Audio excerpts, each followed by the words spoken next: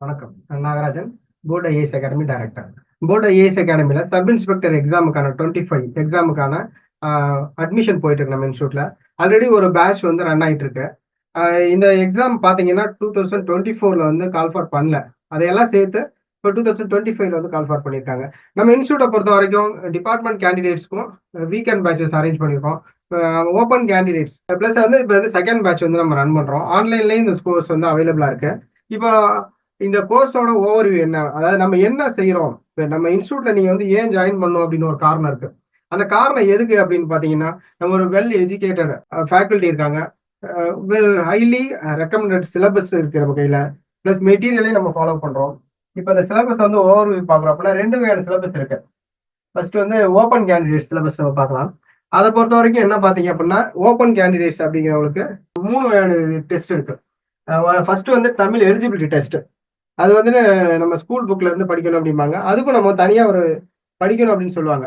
ஏன்னா வந்துட்டு பழைய காலத்துல வந்துட்டு அடுப்புல வச்சு சமைச்சோம். ஆனா இப்ப அதுக்கான டெக்னாலஜி மாற மாற ஒரு குறைஞ்ச காலத்துல ஒரு நம்ம சக்சஸ் பண்ணணும் அப்படின்னா பல ஸ்ட்ராட்டஜியை வந்து நம்ம ஃபாலோ பண்ணி தான் ஆகணும். அதுக்கும் நம்ம வந்துட்டு ஒரு மெட்டீரியல் வச்சிருக்கோம். மெட்டீரியல்னா ஹை ஸ்டாண்டர்ட் மெட்டீரியல். ரிட்டன் எக்ஸாமை பொறுத்த வரைக்கும் ஓப்பன் கேண்டிடேட்ஸ்க்கு வந்து 70 மார்க்ஸ். அந்த 70 மார்க்ஸுக்கு நம்ம வந்து எப்படி அந்த 70 மார்க்ஸ் ஹை ஸ்கோர் பண்ண முடியும்? ஏன்னா காம்படிட்டிவ் எக்ஸாம், இது குவாலிஃபைங் எக்ஸாம். அதாவது பேப்பர் ஒன் தமிழ் மாதிரி அப்படின்னா நீங்க எது வேணாலும் படிச்சுட்டு போங்க, மெட்டீரியல் கையில் கொடுத்து அனுப்பிடலாம். ஆனா காம்படிட்டிவ் எக்ஸாம் ஒவ்வொரு மார்க்கும் நம்மளை பின்ன கொண்டு வந்து தள்ளிடும். இப்போ அதுக்காக நம்ம என்ன பண்றோம் அப்படின்னா, ஜென்ரல் ஸ்டடீஸ் அண்ட் சைக்காலஜி.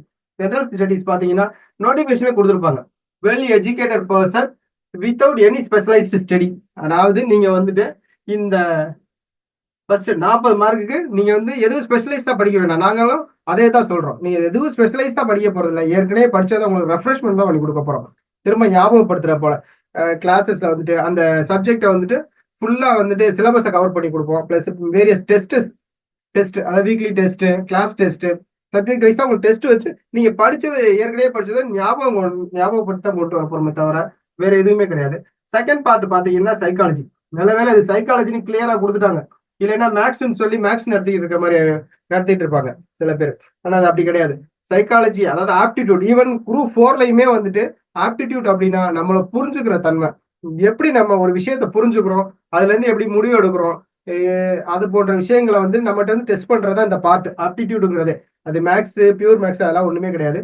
புரிஞ்சுக்கிற தன்மை, அது நியூமெரிக்கலா இருக்கலாம், வேர்டா இருக்கலாம், சில லாஜிக்கா இருக்கலாம். அதுதான் இந்த வந்துட்டு நம்மளோட சைக்காலஜி டெஸ்ட்.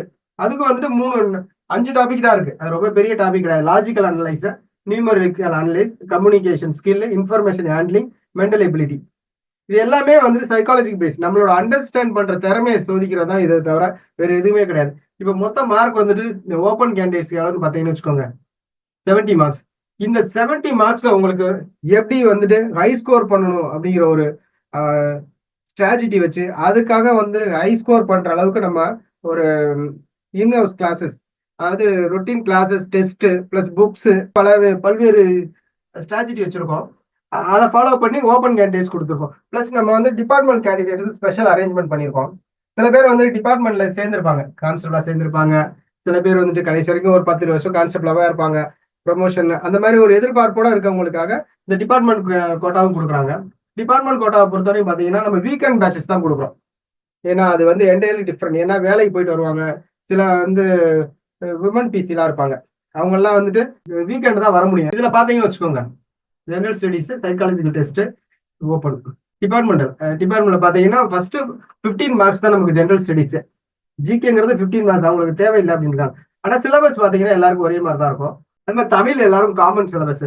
இதுலதான் இது பார்ட் பில தான் வந்துட்டு 70 மார்க்ஸ். 70 மார்க்ஸ்ல சைக்காலஜி டெஸ்ட் என்ன சொன்னமோ, ஜெனரல் கோட்டாக்கு என்ன சொல்லியிருக்காங்களோ ஓப்பன் கேண்டிடேட்ஸ்க்கு அதே தான் வந்து இது பண்ணிருக்காங்க.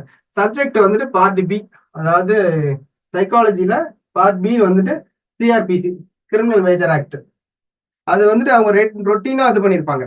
பிளஸ் அவங்களுக்கு இந்த ஏரியாவும் வந்துட்டு கம்பல்சரியா வந்துட்டு படிச்சா தான் தெரியும். ஏன்னா சில செக்ஷன்ஸ் தான் அவங்களுக்கு வந்துட்டு தெரியும். பிசி லெவல்ல இருக்கவங்களுக்கு, பிளஸ் சப் இன்ஸ்பெக்டரா இருக்கவங்களுக்கு அந்த கேஸ், சார்ஜஸ், செக்ஷன் என்ன தெரியும். பிளஸ் கோர்ட்டாலியா இருக்கவங்களுக்கு அவங்களுக்கு தெரிஞ்சிருக்க வாய்ப்பு இருக்கு. அது போலீஸ் ஸ்டாண்டிங் ஆர்டர் வந்து யாருக்குமே தெரியாது, மேக்ஸிமம் தெரியாது. அது போலீஸ் அட்மினிஸ்ட்ரேஷன்ங்கிறது ஒரு அட்மினிஸ்ட்ரேஷன்ல ஒரு இது. அது வந்துட்டு பிஏ போலீஸ் அட்மினிஸ்ட்ரேஷன் இருக்கு, அதுல ஒரு சப்ஜெக்ட். அது மாதிரி எல்லா சிலபஸையும் தனித்தனியா பிரிச்சு உங்களுக்கு எப்படி நல்லா சூட் ஆகும் சைக்காலஜிக்கு பேஸ்ல அப்படின்னு சொல்லி நம்ம சிஸ்டமேட்டிக்கா சிலபஸ் அரேஞ்ச் பண்ணியிருக்கோம், பிளஸ் கிளாஸஸ் அரேஞ்ச் பண்ணியிருக்கோம். சில விஷயங்கள் என்ன அப்படின்னா, சரியான வழியில போறதுதான் நம்மளோட வெற்றியை வந்து தீர்மானிக்குமே தவிர, எல்லாரும் செய்யறாங்க எல்லாரும் போறாங்க அப்படிங்கிறது நம்ம வெற்றியை தீர்மானிக்காது. சில பேரண்ட்ஸ் வந்து கேட்குறாங்க, பேரண்ட்ஸ் 2 நாளைக்கு முன்னா கூட நம்ம இன்ஸ்டியூட் வந்திருந்தாங்க, உங்க இன்ஸ்டியூட் இருக்க இடமே தெரிய மாட்டேங்குது அப்படின்னு. நம்ம வந்துட்டு விளம்பரத்துக்காக ரொம்ப பெரிய செலவுலாம் செய்யறது கிடையாது. நம்ம இருக்கு தேடி வர்ற கேண்டிடேட்ஸ்க்கு நம்ம வந்து கிளாஸஸ் கொடுக்குறோம், பர்சனல் கைடன்ஸ் கொடுக்குறோம், மென்டார்ஷிப் கொடுக்குறோம். அது மாதிரி நமக்கு அவங்க தேடுவாங்க, ஒரு நல்ல இடம் வேணும், நல்ல கைடன்ஸ் வேணும் அப்படிங்கிறவங்களுக்கு தான் கொடுக்குறோம் தவிர, இது ஒரு பெரிய ஒரு கமர்ஷியல் மாதிரி நான் கொண்டு போகல நம்ம. ஏன்னா கமர்ஷியல் கொண்டு போறோம் அப்படின்னா, இப்போ 500 பேர் வராங்க, நீங்க 500 பேருக்கும் எங்களால பாஸ் பண்ண வைக்க முடியும் அப்படின்னா முடியாது கண்டிப்பா. ஒரு 10 பேர் பாஸ் பண்ணுவாங்க, அந்த 10 பேரை கூட்டு வந்து அதுல விழா நடத்தி இந்த 10 பேர் எங்களால பாஸ் பண்ணிட்டாங்க அப்படின்னு அந்த இன்னொரு 500 பேரை வந்து நம்ம இது பண்ண முடியாது. அதனால நம்மகிட்ட வர்றவங்க தேடி வர்றவங்களுக்கு நம்ம ஒரு சரியான கோச்சிங் கொடுத்து அவங்களுக்கு சக்சஸ் ரேட் கொடுத்து சக்சஸான வழியில கூட்டு போயிருக்கோம். இதை நீங்க ஃபாலோ பண்ணி நம்ம இன்ஸ்டியூட்டை கான்டாக்ட் பண்ணுங்க. பிளஸ் வந்து மெட்டீரியல் வேணாலும் நம்மகிட்ட அவைலபிளா இருக்கு, அதையும் நீங்க வந்து வாங்கி யூஸ் பண்ணிக்கலாம். நீங்க சக்சஸ் பண்ணுங்கிற ஒரே காரணம் தானே தவிர, உங்கள்ட்ட இருந்து பணம் வாங்கணும், உங்கள்ட்ட இருந்து உங்களை எங்க இன்ஸ்டியூட்டுக்கு அட்மிஷன் போட வைக்கணும்லாம் ஒன்றும் கிடையாது. யூஸ் பண்ணிக்கோங்க நல்ல விஷயங்களை.